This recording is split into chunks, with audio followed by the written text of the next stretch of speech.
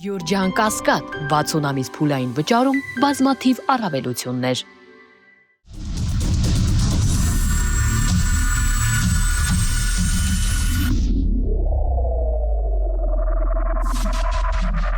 Բարի երեկո, Մեդիահաբի եթերում Մեդիա Արենան է, ես Արթուր Հայրապետյան, այսօր զրուցելու եմ Հայաստանի Հանրապետության ազգային ժողովի Հայաստան խմբակցության պատգամավոր Էլինար Վարդանյանի հետ, բարի երեկո։ Բարի երեկո։ Շնորհակալ եմ հրավեր ընդունելու համար։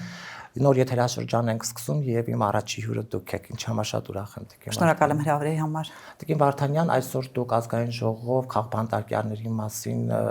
նախագիծ եք առաջ քաշել եւ ինչպես հասկացանք ազգային ժողովի մեծամասնությունը ԿՊԱ-ականները մերժեցին։ Նախ ես հասկանում եմ, որ քաղբանտարկյալների թեման առհասարակ իշխանության կողմից շատ վատ է անդրադառնում, որովհետև արդարադատության նախարարը հայտարարում է, որ Հայաստանում առհասարակ քաղբանտարկյալներ չկան, ինչպես նաև օրեր առաջ մենք ականատեսը եղանք Եվրախորհրդարանի իրենց հայտարարություններին եւ ինչ են մեջբերում, ասում են, երբ որ Եվրոպան ասում է, որ Հայաստանում քաղբանտարկյալներ չկան, մեր կողմից ոչ ենք ասելու, որ Հայաստանում քաղբանտարկյալներ կան, բռնաճնշումների են ենթարկվում մարդիկ, ազատ խոսքն է արգելվում եւ այլն եւ այլն։ Ուզում եմ հասկանալ, ակնկալելի էր այն ինչ որ կատարվեց այսօր ազգային ժողովում։ Բնականաբար ես կարծում եմ, որևէ մեկը միամիտ չէր կարծելու, որ իշխանությունը, որը պատասխանատու է հենց քաղբանտարկյալների համար, կողմ է քննարկելու մի հայտարարության, որտեղ արձանագրում ենք, որ Հայաստանի Հանրապետությունում կան քաղբանտարկյալներ, հետեւաբար կան քաղբանտարկյալներ հենց իրենց մեղքով։ Դա նշանակում է, որ մի ձեռքով ստորագրում են քաղբանտարկյալների որոշումների տակ, մյուս ձեռքով փորձում են պաշտպանել քաղբանտարկյալներին, ինչը բնականաբար չի լինում, հա, այդպես չի կարող լինել։ Հայաստանի Հանրապետությունում կան քաղբանտարկյալներ, ընդ որում այս թափանիվը շատ այսպես մեծ ուժ է հավաքում եւ շարունակվում են քաղաքական ենթատեքստով քրեական հետապնդումները, բազմաթիվ մարդիկ կալանավորված են, ոմանց կալանավորումն էլ փոխվել է այլ խափանման միջոցով, ըստ էության տնային կալանքով, որը նույնպես ազատության սահմանափակում է։ Հետևաբար, որքան էլ իրենք փորձեն ջայլամային քաղաքականություն վարել եւ գլուխները թաքցնել, այնուամենայնիվ դրանից իրականությունը չի փոխվում։ Շատ կարևոր տեղը բաց է մնում եւ երևում է։ Այո, հայտարարության տեքստը ներկայացվել էր Հայաստան խմբակցության կողմից եւ պաշտպանվում էր նաեւ մեր գործընկեր պատիվ ունեմ խմբակցության падգամավորների կողմից եւ հայտարարության մեջ արձանագրվում է, որ այսօրվա քրեական հետապնդման ենթարկվողները քաղաքական ենթատեքստով կալանավորվածները եւ տնային կալանքի տակ գտնվողները քաղաքական բանտարկյալներ են 2012 թվականի 19:00 բանաձևի համաձայն, որտեղ սահմանվում են 5 չափանիշ, որոնցից միայն մեկի բավարարելու պարագայում կամ միայն մեկի համընկնման պարագայում անձը կարող է համարվել քաղբանտարկյալ։ Եվ եթե մենք դիտում ենք առանձին գործերը, ապա կարող ենք տեսնել, որ նույնիսկ առանձին գործերով կարող ենք ֆիքսել մեկից ավելի չափանիշների առկայությունը։ Հիմա ինչ հակափաստարկ է բերում իշխող մեծամասնությունը, հակափաստարկներից մեկը այն է, որ միջազգային կազմակերպությունները եւ կառույցները չեն անդրադարձել Հայաստանի Հանրապետությունում քաղբանտարկյալների առկայությանը եւ արձանագրմանը։ Ես կարծում եմ, սա իրականում լուրջ խնդիր է, բայց դա նախ եւ առաջ միջազգային կառույցների խնդիրն է։ Դա խոսում է այն մասին, որ այսօր միջազգային կառույցները ճգնաժամ են ապրում եւ օրինակ ժողովրդավարության առաջամարտիկ կառույցները եւ պետությունները եւ այլն այսօր ոչ միայն աչք են փակում մեր երկրում տեղի ունեցողներին հանդեպ, այլ հենց իրենց ներսում ժողովրդավարության խնդիրներ ունեն։ Եթե էլի լսենք իշխանական падգամավորներին, ապա նախկինում, երբ իրենցից ոմանք քրեակատարողական հիմնարկներում էին, իրենք քաղբանտարկյալ էին, մյուսները ոչ։ Այդ դեպքում հարց է առաջանում, բա այդ նույն միջազգային կառույցները ինչու այն ժամանակ չէին ֆիքսում, որ իրենք քաղբանտարկյալ են հանդիսանում։ Դե իրանք ասում են առաջ օրինակ արձանագրվում էր, թե այս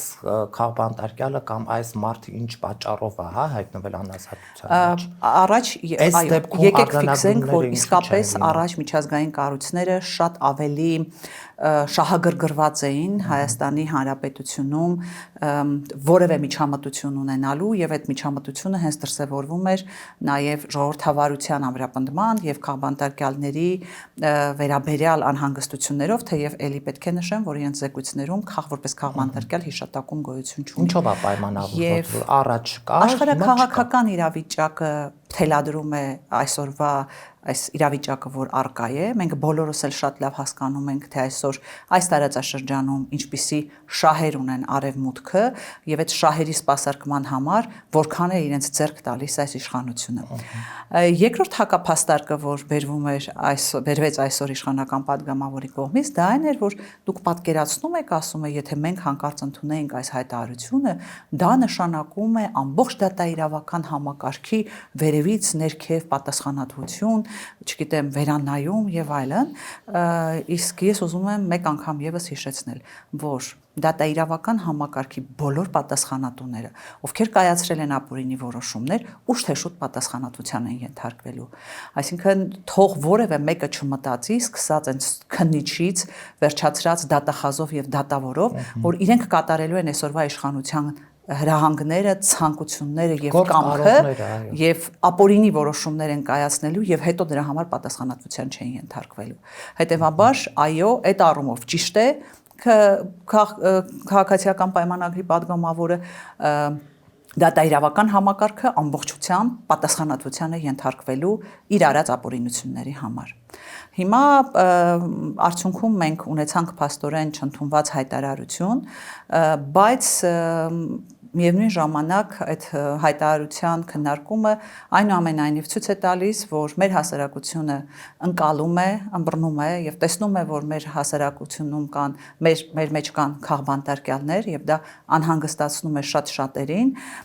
եւ միևնույն ժամանակ ես կարծում եմ, որ դա նաեւ պետք է անհանգստացնի ԿՊ-ական падգամավորներին, որովհետեւ իրենք ստեղծել են շատ վտանգավոր նախադեպ եւ հենց իրենք են ընկնելու այդ թափանիվի սռնիների տակ եւ վաղը, երբ իրենք կկանգնեն իրավապահ համակարգի արչև իրենց արածների համար, իրենք այսօր իրենց ձեռքով իրենց դատավճիռը արդեն գրել են։ Այն որ Տիկին Վարդանյան սահմանադրությունը այլևս այս մարդկանց համար գոյություն չունի եւ բազմիցս ոտնահարվել է եւ անցել են բոլոր սահմանները, դա մի կողմ, բայց այս իշխանության հովանավորը որպես այդպեսին դրսից է եւ մենք դա ֆիքսում ենք, որ այդպես է։ Հատկապես Թուրքիայի արտգործնախարարի հայտարարությունը, ի աջակցություն Նիկոլ Փաշինյանի եւ այս սրանց պահվածքը, նրանք ինչ են ասում եւ այս իրականության մեջ ԿՊԱ-ականների պահվածքը, որ սա ընդհանրապես խաղաղություն տարածաշրջանում կառուցելու եւ հիմնավորելու իրենց պահանջներն են, դրսից այն ինչ որ կատարվում է։ Հիմա այս կեղծ խաղաղության թեզի տակ իրանք իհարկե գնալու են ընտրությունների եւ բոլորս պարզ գիտենք, որ այդպես է։ Իսկ երեք Վենսի այցը Հայաստան, ԱՄՆ փոխնախագահի տեղի ունեցավ էլի, քաղբանտարկյալների, գերիների հարցով մեծ ակցիա, որը իհարկե չգիտեմ ձայնը իհարկե հասավ տեղ թե ոչ,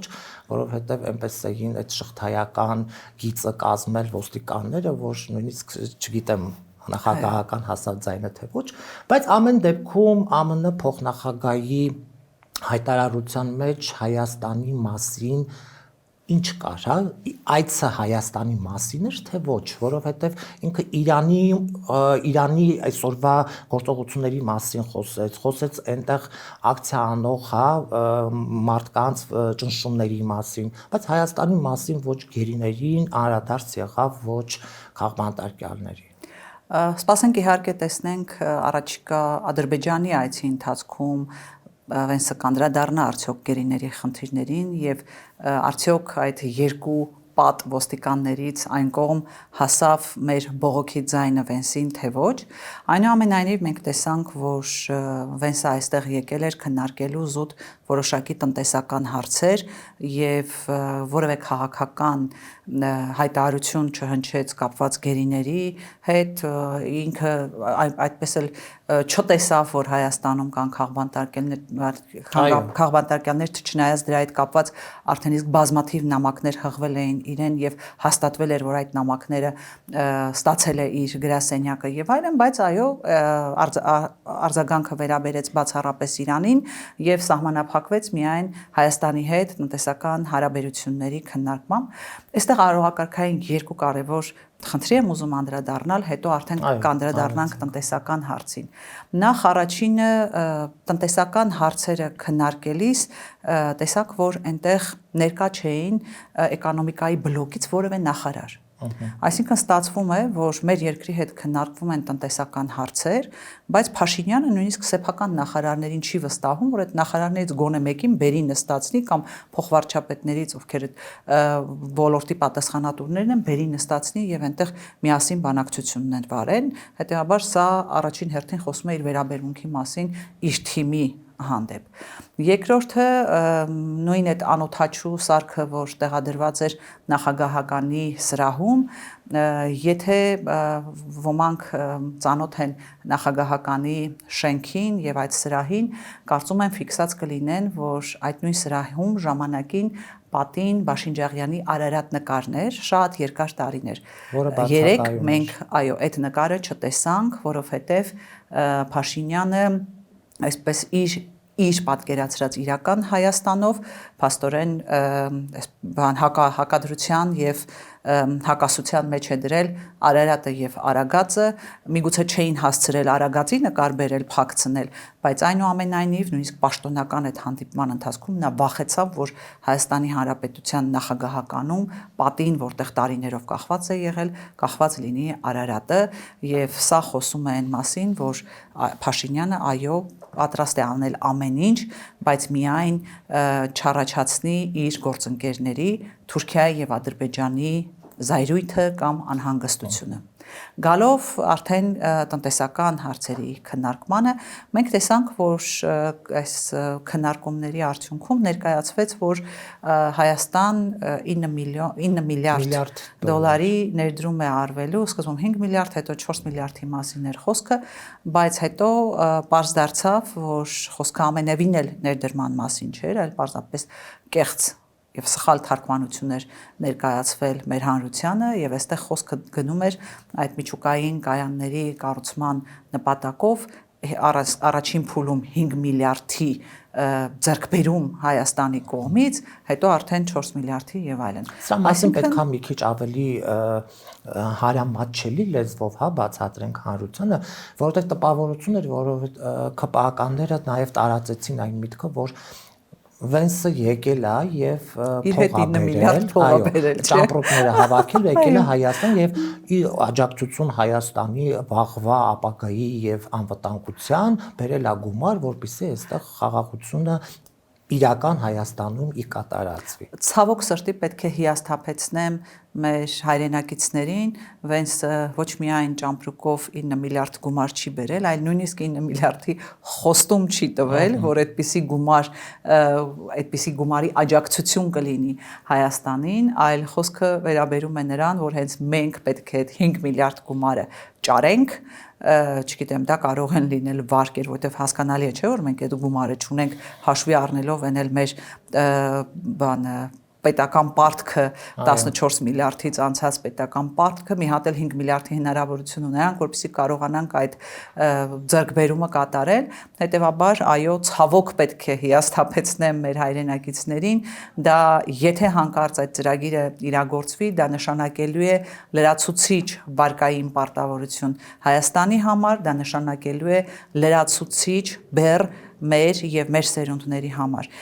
Այսօրվա պայմաններում միայն, այսինքն այսօրվա պետական պարտքի պայմաններում միայն այդ պարտքի սպասարկման համար այնքան գումար է տրամադրվում, որքան Հայաստանի Հանրապետությունում գումար է տրամադրվում կրթության, առողջապահության եւ պաշտպանության ոլորտների համար միասին վերցրած։ Իսկ դուք մի հատ էլ պատկերացրեք, որ այս բեռը լրացուցիչ վարկային բեռով ծանրաբեռնվի, ինչ իրավիճակ է լինելու, թեև մինչեւ այդ 5 միլիարդի հնարավոր վարկը մենք էլի շարունակում ենք վարկեր վերցնել, օրինակ ազգային ժողովի օրակարգում ընդգրկված են վարկային պայմանագրեր, որոնք որ վստահաբար այս իշխանությունները հաստատելու են եւ էլի ավելացնելու են մեր վարկային բեռը։ Հասկանում եմ, չկա որևէ պետություն, որ վարկեր չներգրավի եւ պետական պարտք չունենա եւ այլն, բայց այստեղ հարց է առաջանում, թե մենք ինչպես ենք ծախսել այդ վարկային միջոցները։ Մենք որևէ ստրատեգիական հարց չենք լուծել այդ միջոցով։ Հիմնականում դրանք կարելի է ենթադրել, որ ուղղվել են դեֆիցիտ փակելուն բյուջեի կամ, չգիտեմ, միգուցե նաև իրենց պարգևավճարներ։ Այո, ես ուզում եի հենց անդրադառնալ պարգևավճարներին, որովհետև 7 միլիոն դրամ պարգևավճար ստացող նախարար ունենք եւ ասում է դե աշխատել եմ ամբողջ տարին, ինչու պիտի չստանամ որ։ Եկեք այնուամենայնիվ ֆիքսենք, որ մարդիկ շատ լավ հասկանում են, որ այդ պարգևավճարները ամենևին էլ նրանց արդյունավետ գործունեության համար չէ, ոչ էլ լավ կառավարման համար է, այլ դա քաղաքական կաշառք է լոյալության համար եւ Փաշինյանը դրանով իսկ փորձում է այսպես կաշառքով իր թիմը այսպես պահել եւ ներգրավել մնացած process-ների մեջ։ Միևնույն ժամանակ Փաշինյանը նաեւ բացահայտել է իր երկրորդ նպատակը, որի համար տրամադրվում է այդ քաղաքական կաշառքը, դա հետեւյալն է՝ դիմեք հայցերով դատարաններ լրատվամիջոցների դեմ, այդ միջոցները ձեզ տալիս են, որ կարողանաք ձեր ձեռքերը ազատ լինի լրատվամիջոցների դեմ հայցերով հանդես գալու, եւ երկրորդը խոսեք այնպես ինչպես ուզում եք, վիրավորեք, անպատվեք, եւ եթե հանկարծ հայցեր կներկայացվեն ձեր դեմ, դուք էլի գումար կունենաք այդ հայցերի պատասխանները տալու։ Այսինքն մի կողմից ասում է, որ ձեր կողմից վիրավորանքը ընդունելի է, մյուս կողմից քննադատությունը, որ արվում է մեր հանդեպ, դա դատապարտելի է։ Հետևաբար իրավիճակը այդպիսին է, այսինքն սա իսկապես քաղաքական կաշառք է, սա քաղաքական կոռուպցիա է եւ սա իրականում որևէ կապ չունի իրենց արդյունավետ աշխատանքի հետ, այդ արդյունավետությունը մենք էլ ենք տեսել։ Նախարարը, որ հայտարարում էր, որ ինքը շատ արդյունավետ է 1 տարվա ընթացքում, իր պատասխանատվության ներքո գտնվող քրեակատարողական հիմնարկներում այս նախորդ 2025 թվականին հսկայական թվով մահեր են եղել։ Հսկայական թվով։ Չեմ համեմատի դրա նախորդ եւ դրա նախորդ տարիների հետ։ Չի եղել այդպիսի իրավիճակ։ Այդ արդյունավետությունը։ Եվ նաեւ կուզենայի հասկանալ ինչու Վենսը կնոջ հետ միայնակ է, Ծիծեռնակաբերդի հուշահամալիր այցելեց եւ Հայաստանից որևէ պաշտոնական ներկայացուցիչ հետը չկար։ Մեծ է իմ անհանգստությունը, իհարկե ես կարծում եմ դեռ բարձրաբանում պետք է պահանջել, որ սա նույնիսկ արարողակարգում ընդգրկված այցելություն չէր, այլ միգուցե սեփական նախաձեռնությունն է եղել, որովհետև սովորաբար արարողակարգը ենթադրում է պաշտոնյաների ուղեկցում ոչ միայն մինչև հուշահամալիր, այլ մինչև անմար կրակ, եւ մենք այսօր տեսանք, որ իրենք միայնակ մոտեցան հուշահամալիր, միայնակ ծաղիկներ խոնարեցին ցեղասպանության զոհերի առջև, բայց ես չեմ զարմանում։ Գիտեք, իշխանությունը, որ կասկածի տակ է դնում ցեղասպանությունը, իշխանությունը ու մոտ հարցեր է առաջանում, թե ինչու են 1915 թվականին մորթել մի ողջ ժողովուրդ, միգուցե ժողովուրդն է մեղավոր եղել ըստ իրենց տրամաբանության, սպանվածների անունները պետքա ճշտել, այո, մենք բազմաթիվ այդպիսի հայտարարություններ են եղել, հետևաբար անսպասելի չէ, որ նրանք չուղեկցեցին, որը պաշտոնյա չուղեկցեց Վենսին անմար կրակի մոտ ծաղիկներ խոնարելու։ Մյուս կարևոր խնդրի մասին ուզում եմ խոսել, մեծ էին սպասումները նաև հասարակության, որ Վենսը որպես հավատարիմ քրիստոնյա այցելի նաև մայրաթոր հանդիպում կունենա կաթողիկոսի հետ, վստահ եմ, որ այս իշխանությունները ամեն ինչ արել էին, որպեսզի չթողնեին դա, որովհետև արարողակարգային ակնկալիքը հանրության, հասարակության դա էր, բայց գիտենք, որ իրենք ամեն ինչ արած կլինեին, որպեսզի այդպիսի հանդիպում տեղի չունենար եւ ցավոք սրտի այդպիսի հանդիպում տեղի չունեցավ։ Եվ նաեւ կուզենայի անդրադառնալ եկեղեցուն շատ կարճ, որովհետեւ այն ինչ որ կատարվում է հիմա, իհարկե անթույլատրելի է Փաշինյանական Հայաստանում,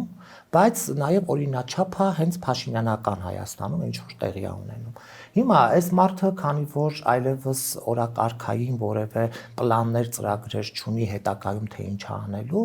որոշել է Կիրակի օրերը գնալ ինչ որ եկեղեցիներ եւ անցած օրն էլ տեսանք Արաբգիրի Սուրբ Խաչում էր եւ մարդիկ ինչ հիասթափությամբ էին, հա, դուրս գալիս եկեղեցուց, երբ որ տեսան Տիրադավ 1-ին եւ տեսան նաեւ մեկին ով ներսից քանդում է եկեղեցին։ Ուր է տանելու եկեղեցու ծրագիրը, արդյոք այն ինչ որ ներսում պլանավորված եւ այսպես ուներ այդ ճանապարհային քարտեզ կոչվածը, որ իրենք անդադ շեշտում են բարենորոգման անվան տակ տապալել են։ Ես ենթադրում եմ, որ իր ծրագրավորած քայլերը այնուամենայնիվ չարդարացրեցին իրենց, որովհետև երբ արշավը սկսվեց եկեղեցու հանդեպ, ինքը շատ ավելի վճռական էր տրամադրված, կհիշեք, ինչ որ խորհուրդ էր ստեղծում, որ պետք է այդ խորհուրդը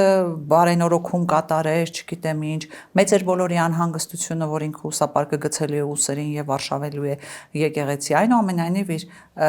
գործողություններից յուրաքանչյուրը եկան ապացուցելու, որ իր սպասելիքները չեն արդարանում, ընդհուպ նաև Էջմիածնի ասպատակությունը եւ կհիշեք, դա ինձ համար ամենասարսափելի տեսարաններից մեկն էր, երբ հայ ժողովուրդը բաժանվել էր երկու խմբի, մի կողմում եկեղեցին պաշտպանողներն էին, մյուս կողմում մեր եկեղեցին եւ ասպատակող մեր ժողովուրդն էր, դա սարսափելի տեսարան էր, երբ եկեղեցու դուռն էին կոտրում, հարվածում եկեղեցու դռանը, այդպիսի բան չպետք է տեղի ունենար։ Մեր հասարակությունում դա չպետք է տեղի ունենար, բայց Փաշինյանը իհարկե հաջողեց նաև այս հարցում, որովհետև ինքը սովոր է հասարակությունը բաժանել խմբերի, այո, բաժանել բանակների եւ այս հարցում էլ կարողացավ որոշակի բանակների բաժանել, բայց իր սպասելիքները նույնիսկ այդ դեպքում չարդարացան, որովհետև եկեղեցու հավատարիմ հավատացյալների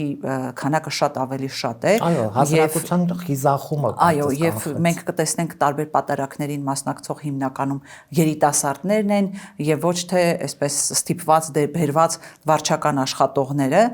հետեւաբար այս առումով ես կարծում եմ իր սպասելիքները չարդարացան եւ ինքը փորձեց գնալ երկրորդ ճանապարհով, այսինքն պարակտել ներսից տիրադավ եպիսկոպոսներ, քահանաներ եւ այլն, որը կարծում եմ էլի արդյունք չի տալու, որովհետև եկեղեցու մնացած սպասավորները շատ ավելի այսպես հանգիստ եւ շատ ավելի ճիշտ են այսպես արձագանքում են ամեն ինչին, ինչ արվում է Փաշինյանի կողմից։ Մենք ավելին տեսնում ենք իր պատարակների ժամանակ գնալով նվազող սատարողներ, որովհետև եթե սկզբում վարչական ռեսուրսներով կարողանում էին ավելի շատ մարդկանց բերել, հետո մենք տեսանք ստիպված հիվանդանոցից դուրս գրված մարդկանց էին բերում, որովհետև մարդաքանակ պետք է ապահովեին, հետո արդեն գնալով այդ շարքերը քչացան եւ ավելին մարդիկ նույնիսկ այսպես լուրջ խնդրի առջև են կանգնել Փաշինյանի մուտքից հետո մտնել արդյոք այդ եկեղեցի, թե չմտնել, թե պետք է այդ եկեղեցին մաքրվի, թե ինչ լինի, չնայած ես կարծում եմ, որ Փաշինյանը կգնա մեր եկեղեցիները միևնույն է կանգուն են մնալու եւ Փաշինյանի նմաններն էլ եկել են եւ գնացել են եւ մեր եկեղեցին այնուամենայնիվ հավատարիմ է մնացել իր առաքելությանը։ Հետեւաբար այս առումով միևնույն է ինքը չի հանգստանալու, ես վստահ եմ, դրա մասին խոսում են նաեւ այս վերջին քրեական գործը, երբ նախ մի աբսուրդի մասին էլ խոսենք նոր աբսուրդը կայանում է նրանում, որ կարգալույց քահանաները դիմում են դատարաններ եւ դատարանները վարույթ են ընդունում այդ գործերը։ Ես նախորդ անգամ համեմատություն բերեցի աբսուրդը ինչպիսին է, դուք պատկերացրեք Փաշինյանը հերթական SMS-ով նախարարներից մեկին ազատում է, անուն չտամ, հա, հետո ստացվի որ բան եմ արել, նախարարներից մեկին SMS-ով ազատում է եւ նա դիմում է դատարան, ասում է բան միջանկյալ միջոց կիրառեք, այսինքն հայցի ապահովում կիրառեք, թույլ տվեք ես որպես նախարար շարունակեմ աշխատել, մինչև հետո կորոշեք դուք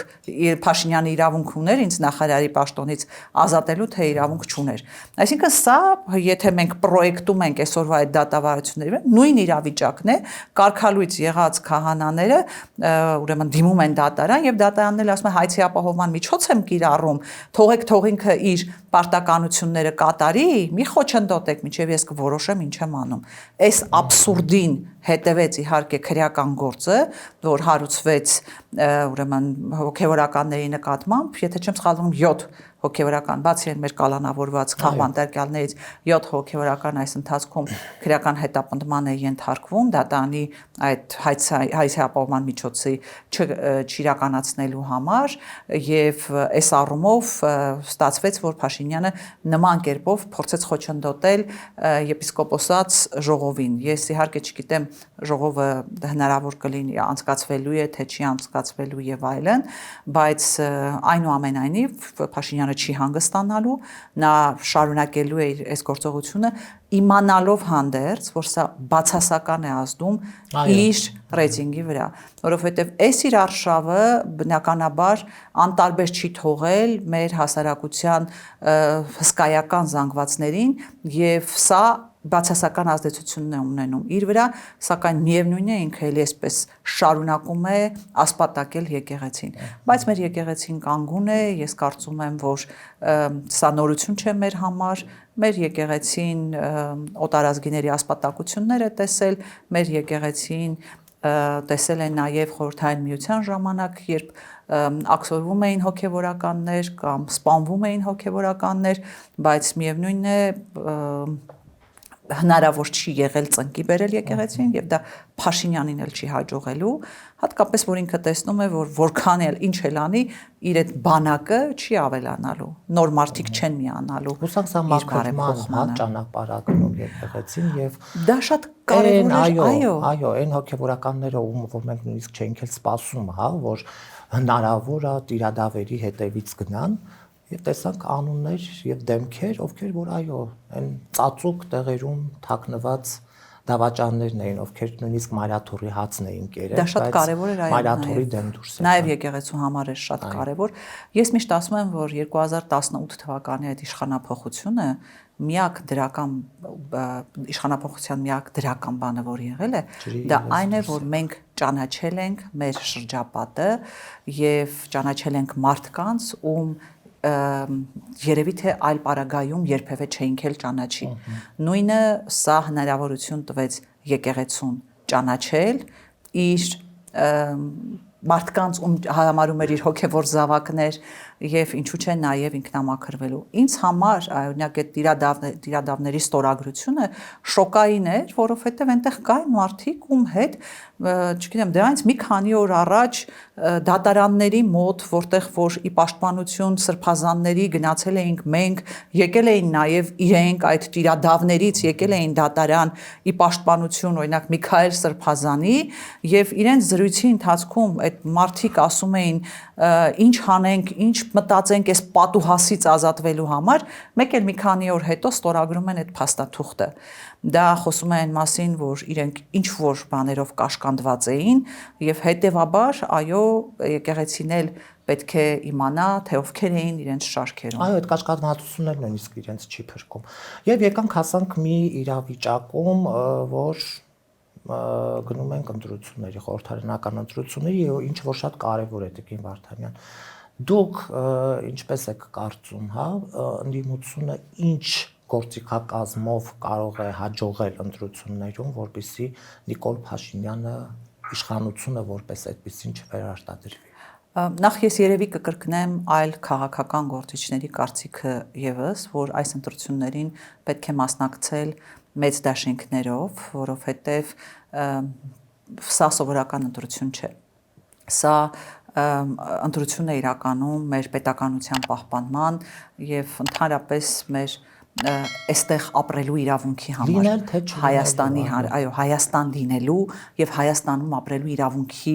ընտրությունն է սա, հետեւաբար այստեղ շատ ավելի ճիշտ եւ հաշվարկված գործողություններ են անհրաժեշտ, առաջին հերթին պետք է խոշոր միավորներ ստեղծվեն եւ առանձին մանր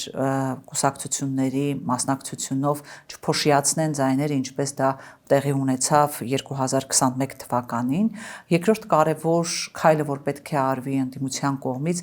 դա աշխատել հասարակության հետ, համոզել նրանց այս ընտրությունների կարևորության հարցում, որպեսզի մասնակցությունը բարձրանա, դա իր էական ազդեցությունը կարող է ունենալ ընտրությունների արդյունքների վրա եւ արդյունքում ես կարծում եմ, որ հնարավոր է հետընտրական կոալիցիաներ եւ հետընտրական կոալիցիայի միջոցով իշխանության ձևավորում։ Ցանկացած ուժ ընտրություններին պետք է գնա իշխանությունը վերցնելու նպատակով։ Գիտեք, սովորաբար մեր մոտ այդ որ ասում են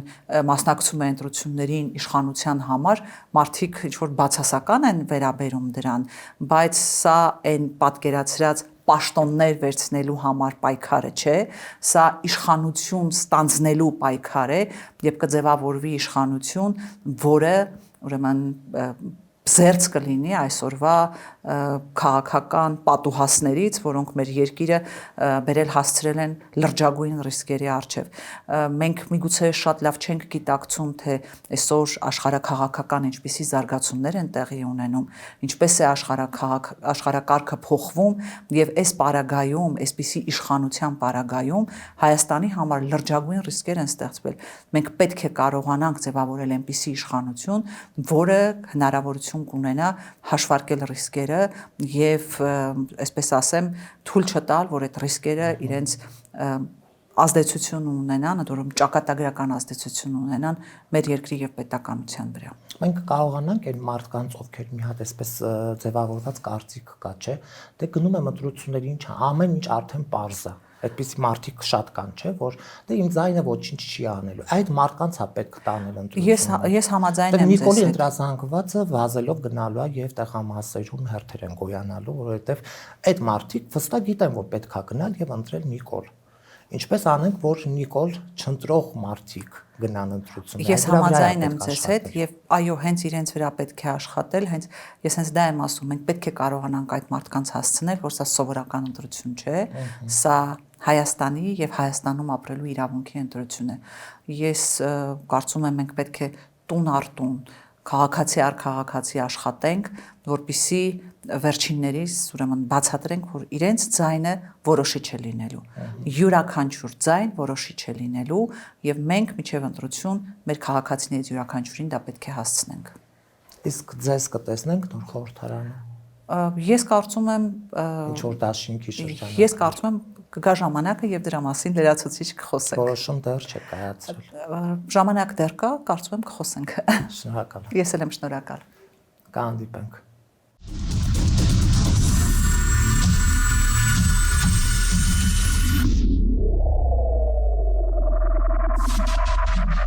Յուրջան Կասկադ 60 ամիս փուլային վճարում բազմաթիվ առավելություններ։